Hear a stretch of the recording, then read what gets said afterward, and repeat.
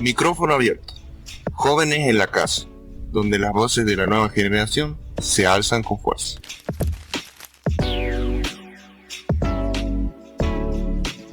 Un espacio para explorar ideas, compartir historias y descubrir el mundo a través de nuestros micrófonos. Somos jóvenes hablando sobre lo que nos apasiona, lo que nos preocupa y lo que queremos cambiar. Micrófono abierto. Jóvenes en la casa.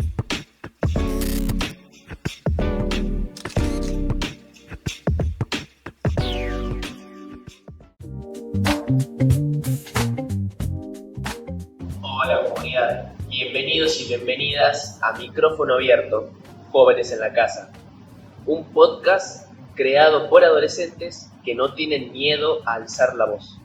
Así es, en el episodio de hoy nos meteremos en la psique humana y también en el laberinto de miedos e inseguridades.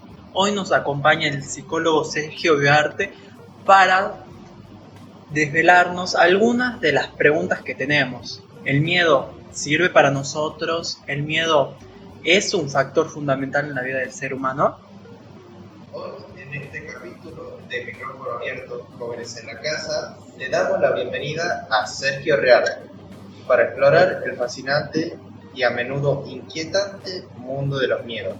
Hola Sergio, ¿cómo estás? Hola, muchas gracias por la invitación. Estoy contento de participar en el podcast y espero poder brindarle algunas respuestas que les puedan resultar satisfactorias a ustedes y les puedan ir disolviendo esas inquietudes que tienen. Muchas gracias por estar aquí en la casa con nosotros.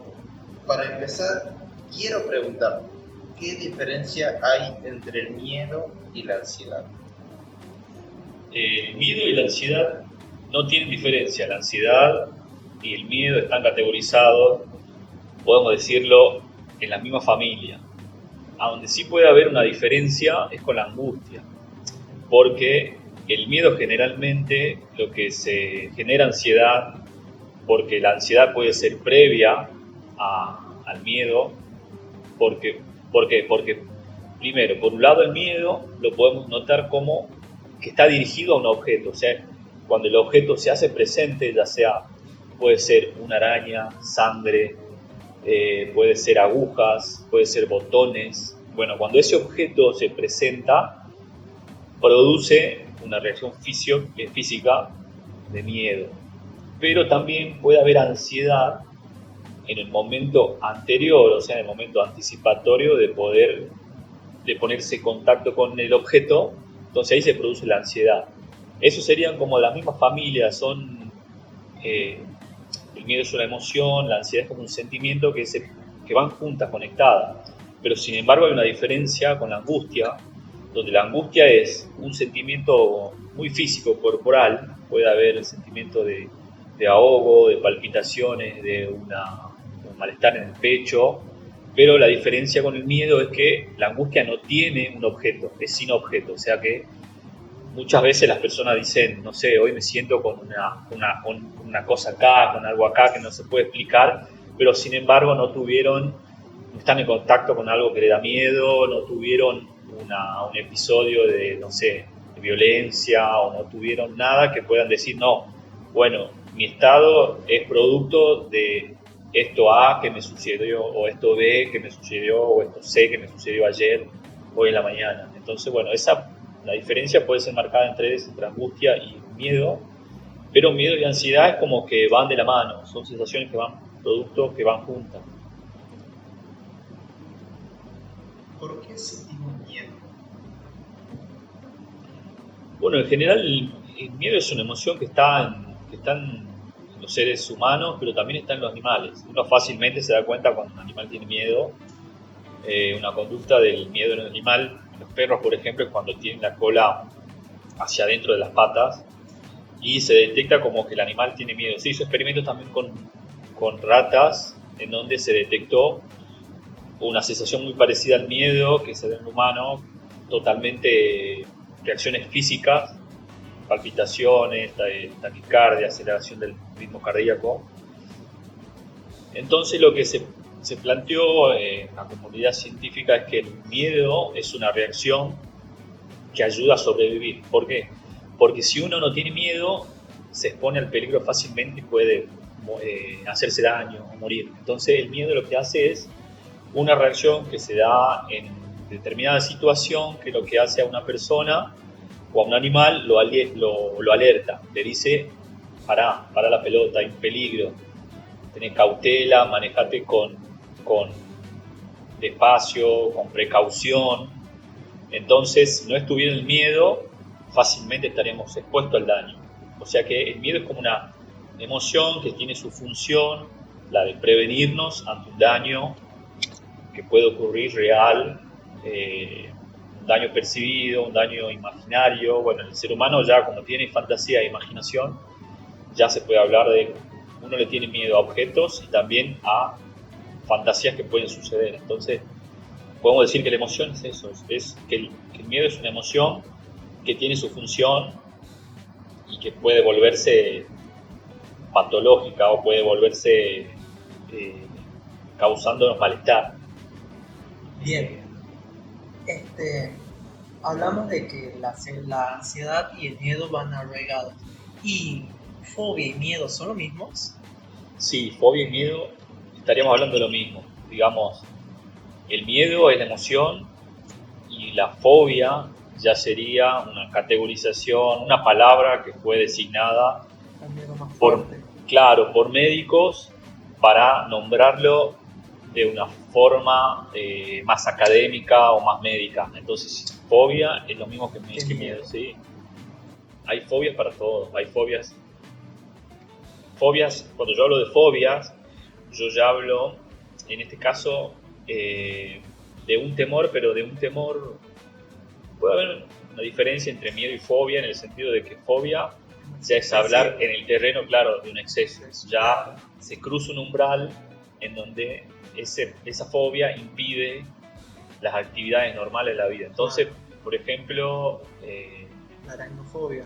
Sí, la aracnofobia. Hay gente que, puede ver una araña y no le va a causar tanto miedo como que la tuviese, y hay personas que directamente ni las pueden ver. Claro, pero muchas veces, por ejemplo, al mismo tiempo que, digamos, la fobia se da en relación a la percepción, al mismo tiempo la interferencia en la vida de la persona de la fobia que tenga va a ser realmente problemática, siempre y cuando esa persona tenga que pasar mucho tiempo con ese objeto que le tiene fobia. Por ejemplo, hay alguien que le tiene fobia a la sangre, ¿viste? Mucha gente ve sangre y se desmaya. Entonces, no es lo mismo que la tenga esa fobia alguien que le gusta la medicina y que quiere estudiar la medicina y le encanta la medicina, o como alguien que no, que es claro. Entonces también para que las fobias ocupe un lugar central en la persona, también tiene que ver eso, el contexto en el que la persona se desenvuelve. ¿Hay algún tratamiento específico para tratar los miedos? Sí, hay muchos tratamientos que están de lo que sería una corriente que se llama la psicología cognitiva. Hay tratamientos específicos que se han estudiado, así como se estudian las vacunas. Por ejemplo, la vacuna se le coloca a muchas personas y a otras personas no se le coloca, y se ven los resultados que tienen, si tienen efecto o no. Bueno, también esta terapia se le aplicó a unas personas que tenían fobia y a otras no, y se vio cómo hubo diferencia o cómo mejoraron las personas que se le aplicaron. Y son tratamientos basados en una exposición al objeto de manera gradual. Por ejemplo, alguien tiene, fobia a las arañas. Entonces, primero puede ser que se empieza a trabajar a través de que se imagine la araña, por ejemplo. Después, una imagen. Después, el animal en una pecera. Muy lejos, más cercano, hasta que el animal cerca. Bueno, al mismo tiempo se trabaja la exposición y al mismo tiempo se trabaja, podríamos decir, como se trabaja con los pensamientos de la persona que tiene acerca del objeto. ¿Y los miedos pueden venir arraigados de traumas? Sí. Pueden venir.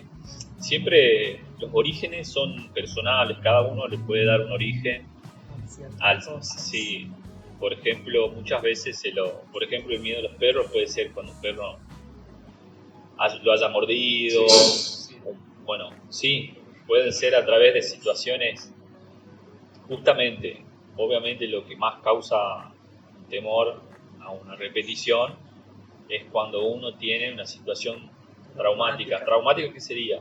Donde uno experimenta un daño a la persona o una amenaza a la persona muy alta, podemos decir. Entonces, en todos esos momentos cuando uno está en una situación de peligro, de daño prominente o que lo hayan dañado, eso deja una marca que sí puede generar una sensación de aversión a esa situación. Yo, por ejemplo, hago boxeo y digamos, yo le tengo miedo a pelear, digamos, como que antes yo me enfrentaba a ese miedo.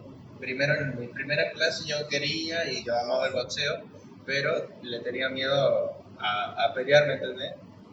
Y entonces todavía sigo teniendo ese miedo, pero como que lo enfrento. ¿Qué podría hacer para solucionar ese miedo?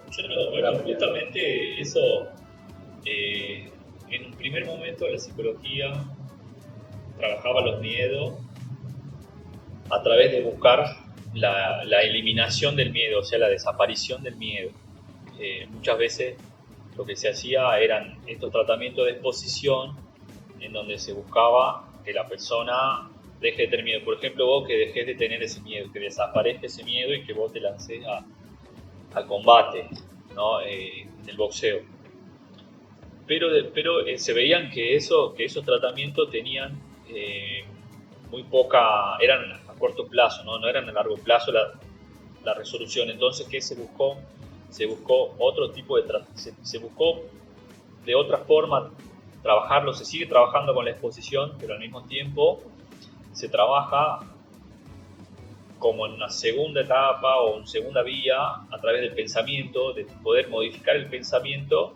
¿En qué sentido? En el sentido ya no de la desaparición, sino en el sentido de establecer una relación con ese miedo para no hacerlo desaparecer, sino convivir con ese miedo y que ese miedo no haga que vos te paralices y no haga otra cosa. Entonces, hoy en día, bueno, podemos decirlo y decirlo de otra forma, menos académico, decir, bueno, hoy en día te dicen, con el miedo tenés que convivir, tenés que abrazar a tu miedo, tenés que abrazar a tu fantasma, relacionarte de otra forma, hacerte amigo. Bueno, es más o menos eso, en el sentido de que uno ya, porque por ejemplo, vos decís, tengo miedo a pelear, ¿viste?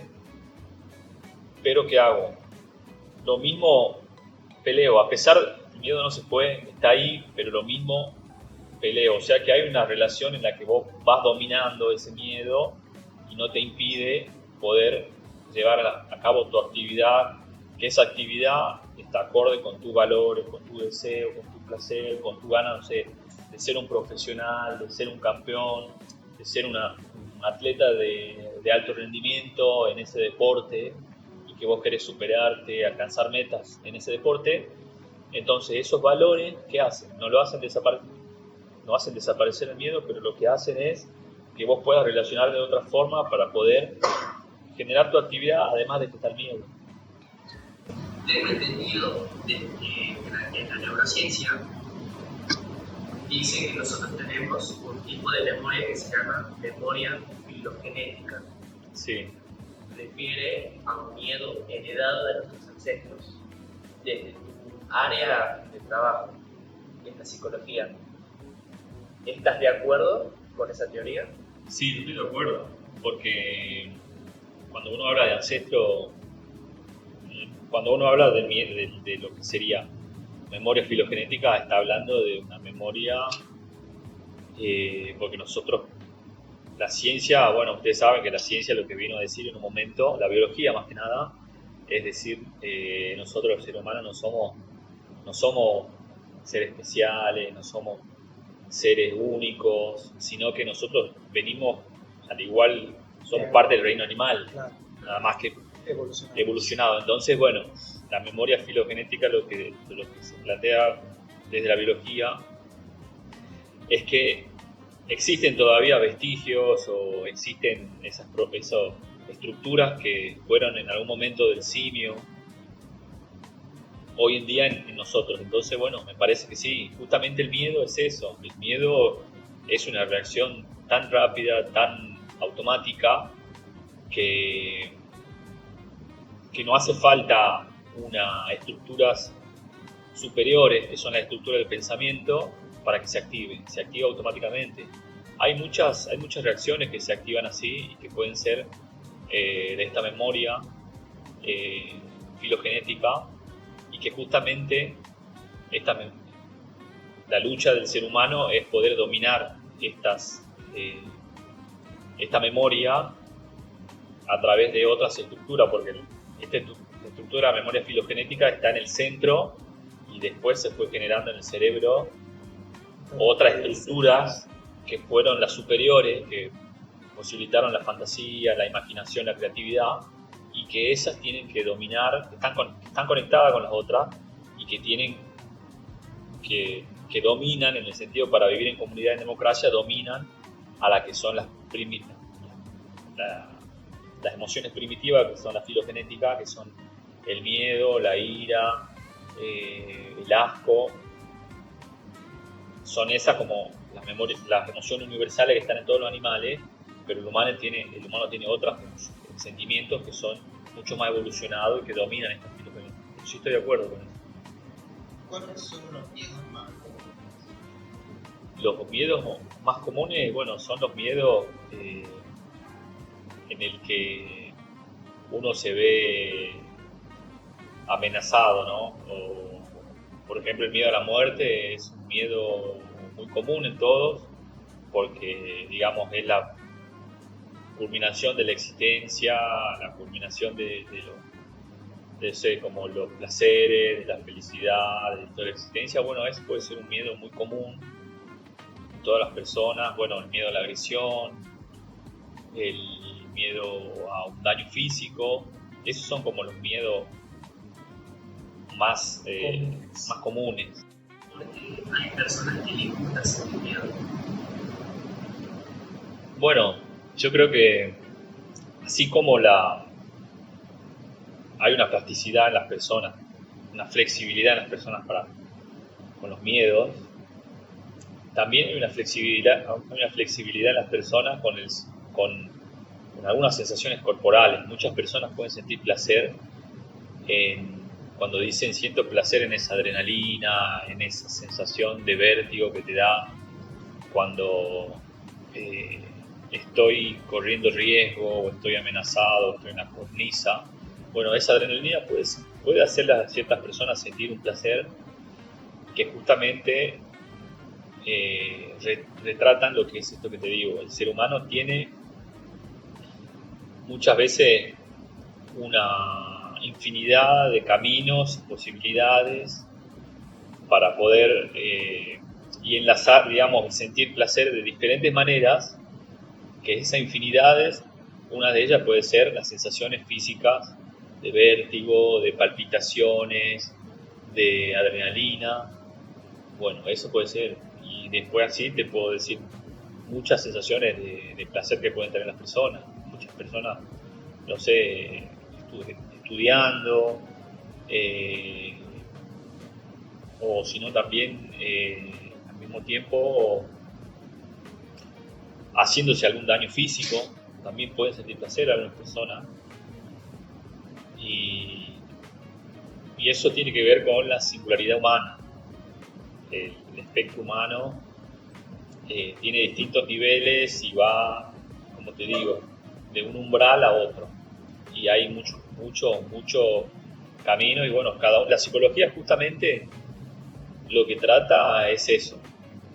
Digamos, una parte de la psicología, una parte más existencial, humanista, lo que trata y lo que busca es que cada ser humano encuentre su forma de expresar esa singularidad de lo que le pasa y lo que le siente, y lo que siente, que no es igual para todos y cada uno va conectándose con ese tipo de personalidad propia y que la exprese de su forma particular. Según Rollo, dice Sí. que el psicoanálisis es el arte de poner en palabras lo que no se puede poner en palabras. Sí. Bueno, en sí el psicoanálisis y la psicología en sí tiene una de las herramientas más importantes que tiene es la palabra, y justamente teniendo en cuenta que la palabra es lo humanizante, ¿no? Lo que lo hace humano y nos desprende de la cadena animal. Entonces, lo más importante es poder construir a través de la palabra una historia, y a través de construir, que tiene mucho, que la palabra tiene mucho, que el psicoanálisis, la psicología van de la mano. Yo creo que van de la mano con lo que es la palabra, poner nombre a lo que no existe, inventar y crear, porque crear es eso, digamos, ponerle nombre a lo que no existe. Entonces, lo que hace el ser humano es construir una historia personal ante aquello que no tiene respuesta. Muchas veces, como vos decís, no sé, ante lo desconocido, ante la pregunta de ¿por qué me pasa lo que me pasa? ¿Por qué, no sé, hago lo que hago? Esas no tienen respuestas únicas, sino que cada uno le va construyendo una respuesta que le pueda brindar una calma, y eso lo hace a través de la inventiva, a través de la creación, a través de inventar, y cómo lo inventa, no solo, sino a través de un diálogo con otra persona, porque el diálogo tiene esa posibilidad de uno puede hablar, puede escuchar al otro, escucharse, y de esa forma poder crear una historia y construir esto que vos me decís.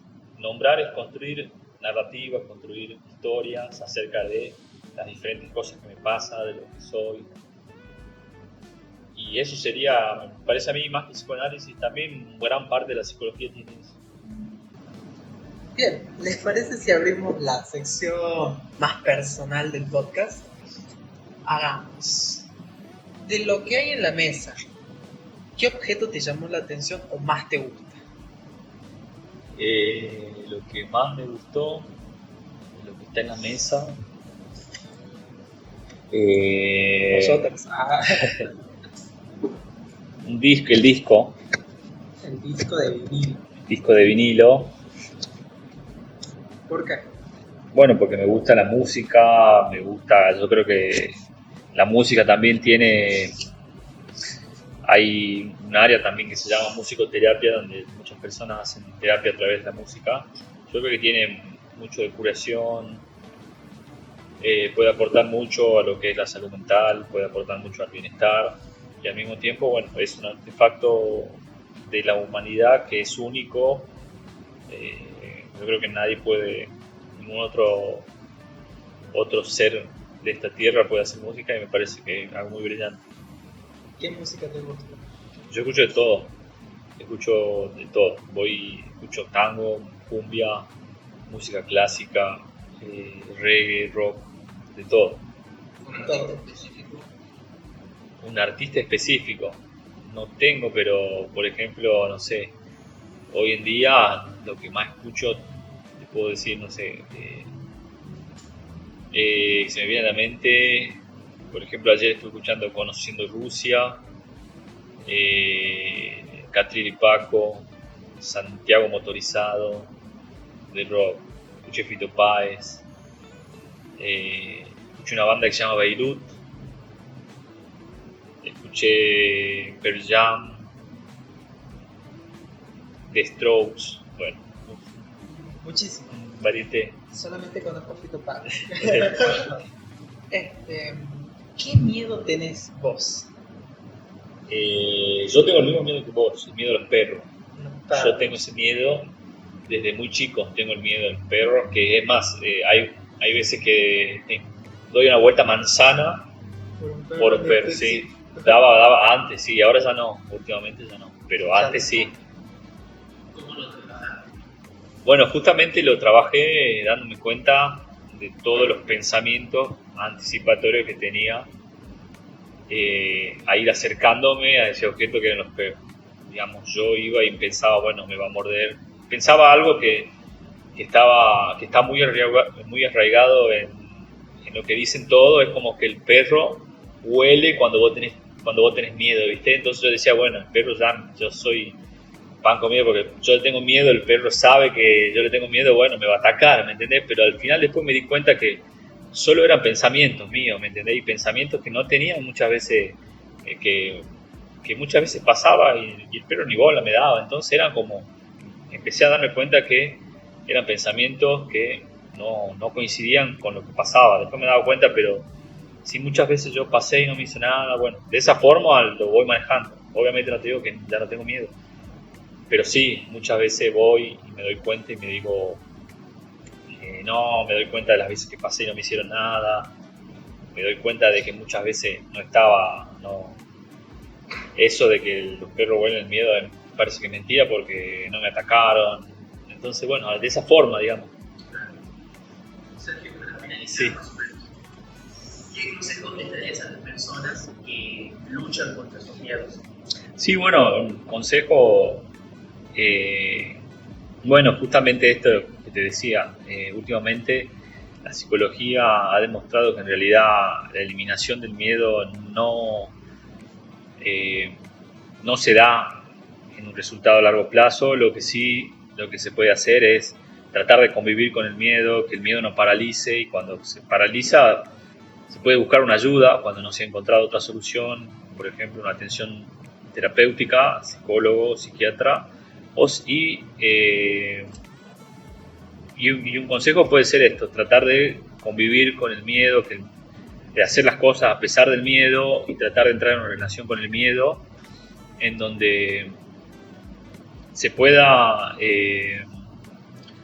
como reconceptualizar esa relación con el miedo. El miedo va a estar siempre, como te decía, uno va a tener que hacerse amigo, va a tener que tratar de ver de qué forma convivir con eso y encontrar la vuelta a través de inventar algo que pueda hacerte convivir con el miedo. ¿Cómo nos podemos poner en contacto con vos? Bueno, a través de Instagram, que me parece que es la vía más fácil. El Instagram es @psi.rearte. Perfecto. Bueno, muchísimas gracias. Bueno, Sergio. muchas gracias, me encantó la nota y espero que me la pasen por el Instagram, así la veo, y les deseo lo mejor y que sigan progresando en esta carrera o en la comunicación. Gracias. Muchísimas gracias.